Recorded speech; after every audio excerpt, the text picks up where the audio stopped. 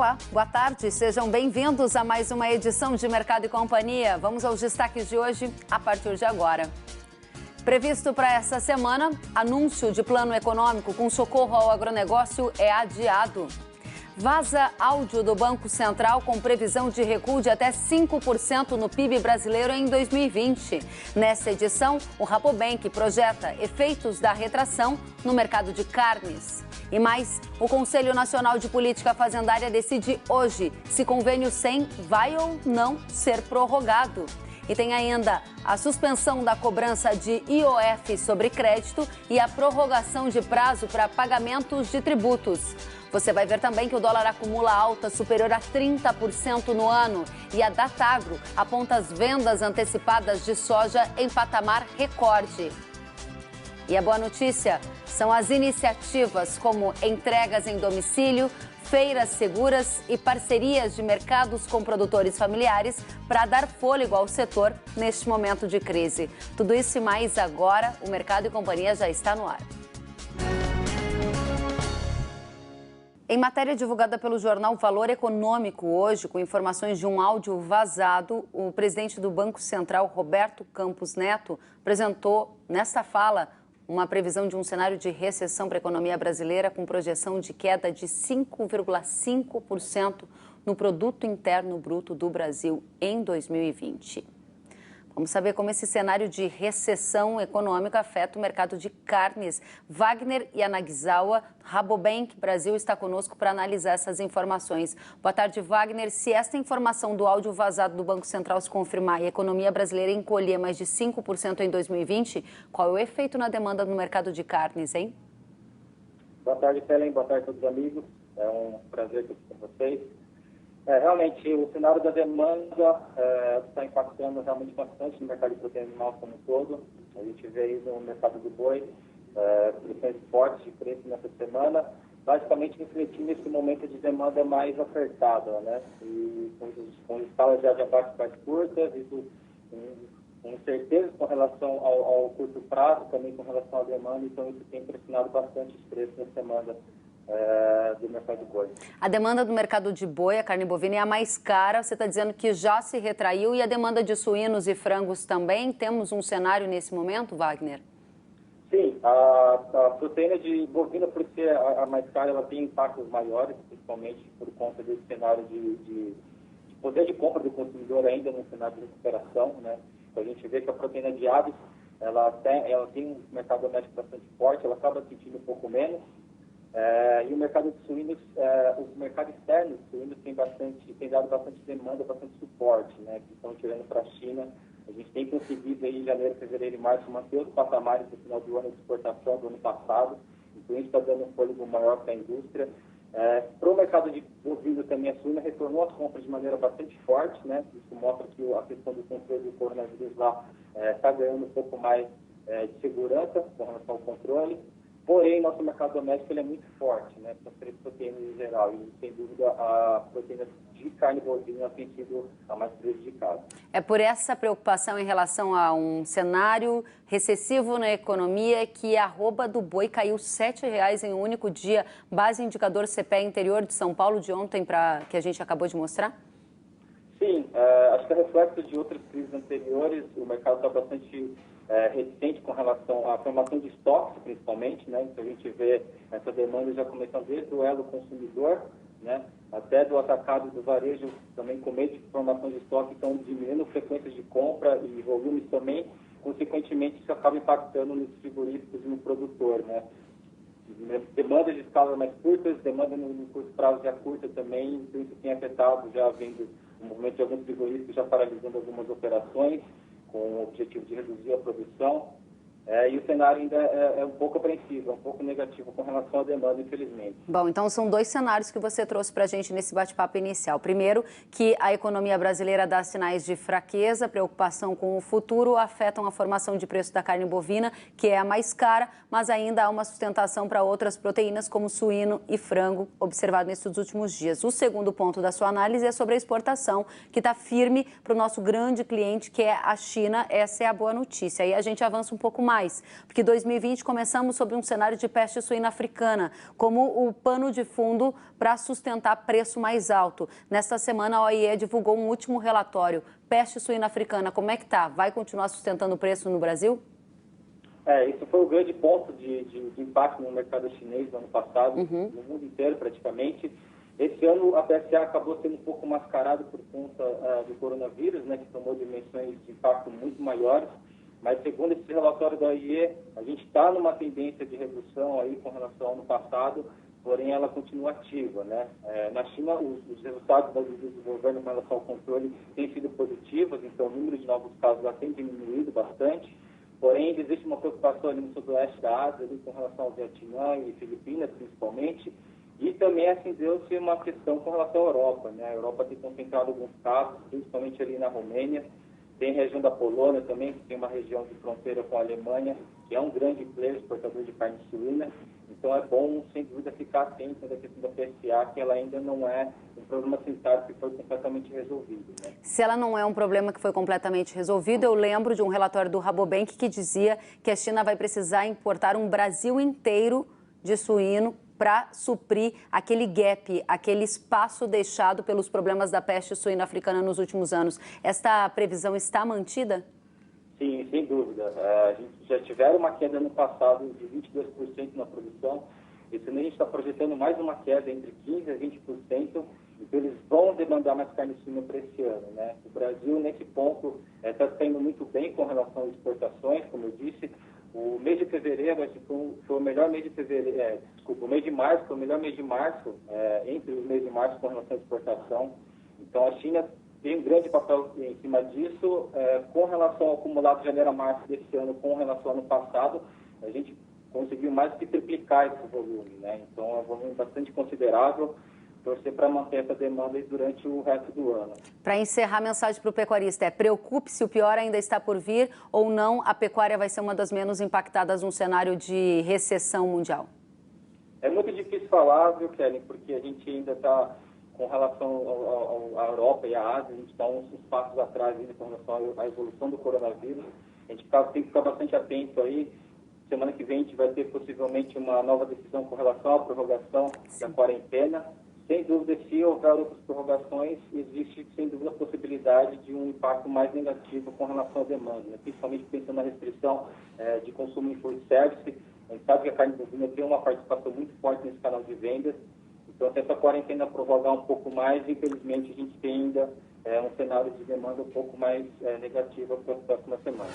Medida provisória editada nesta semana reduziu as alíquotas de contribuição do Sistema S por 3 meses. Com a MP, o diretor-geral do Senar, Daniel Carrara, estimou uma redução de 70% no orçamento da entidade que presta serviços de assistência técnica e gerencial, promoção social e educação profissional para 3 milhões de produtores e trabalhadores rurais todos os anos. Sobre este impacto, a gente conversa agora com a diretora de assistência técnica e gerencial do Senar, Andréa Barbosa. Andréa, muito boa tarde. Quais os efeitos práticos que esta medida já gera no dia a dia do produtor rural e de quem trabalha também no Senar? Boa tarde, Kelly. Obrigada pela oportunidade.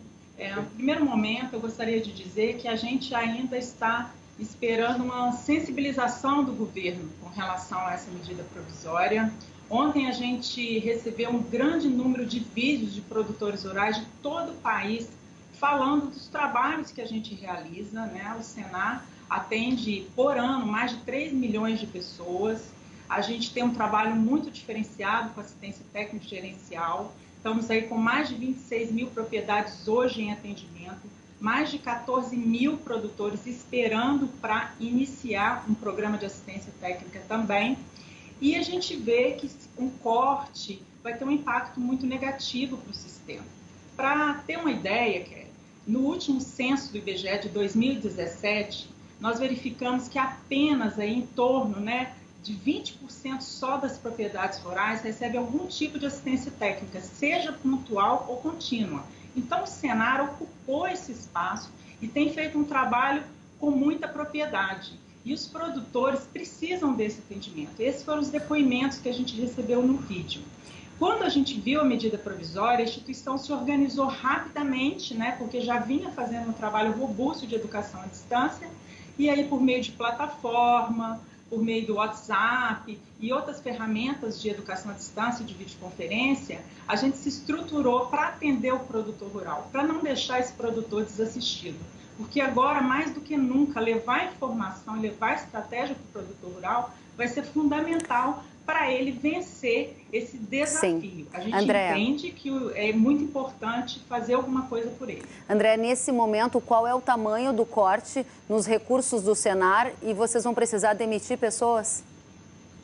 Olha, o impacto, ele se for exatamente da forma que está previsto, né? Mas como eu disse, a gente espera aí que o governo tenha uma sensibilidade com relação a isso, a gente chega a perder aí 70% da nossa arrecadação, porque a gente já vai ter uma queda na arrecadação. Com o corte, a gente vai ter que trabalhar com 30%.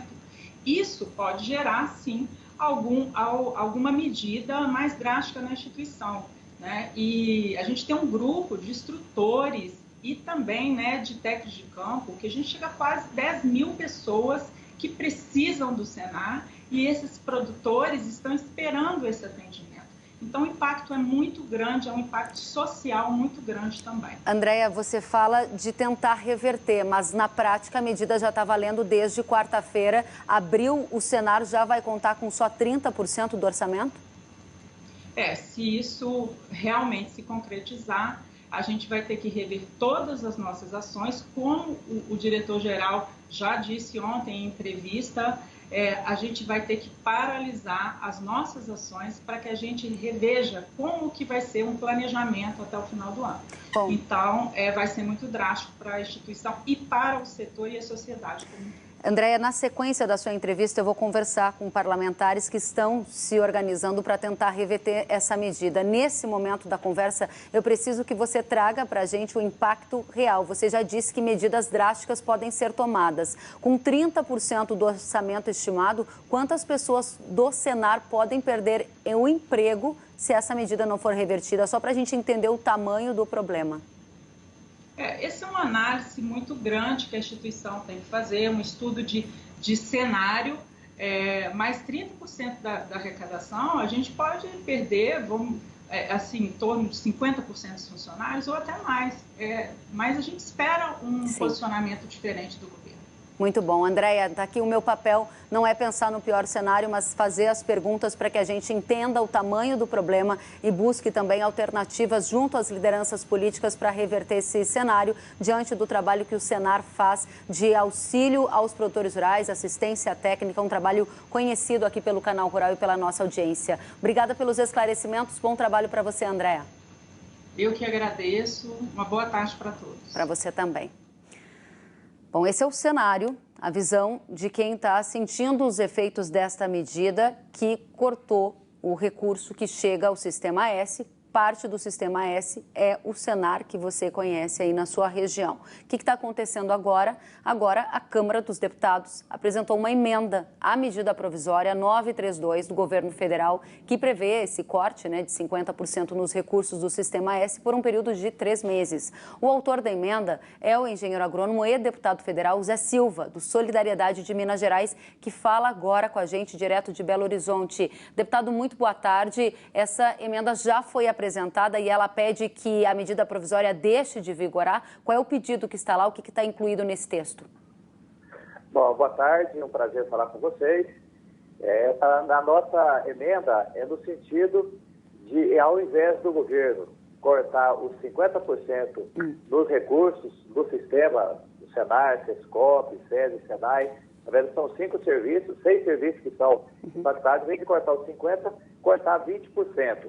Mantendo o compromisso aí do SEBRAE também, de em vez de destinar os 50% daquele fundo de aval do apoio à micro e pequena empresa, também serem só 20% esse corte. Mas já estou preparando também com a assessoria nossa, da bancada do Solidariedade, para ingressarmos com a medida judicial que deve ser no Supremo Tribunal Federal para suspender o efeito da medida provisória no que tange aí ao Sistema S.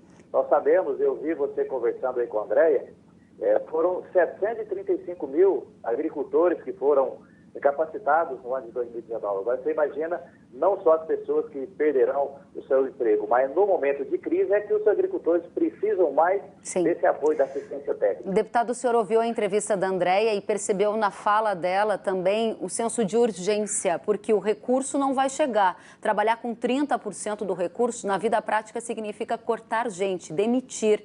E isso é algo que claramente o Senar não gostaria de fazer nesse momento para não afetar a cadeia produtiva. Em que tempo o senhor acha que essa medida, essa emenda à medida pode gerar efeitos?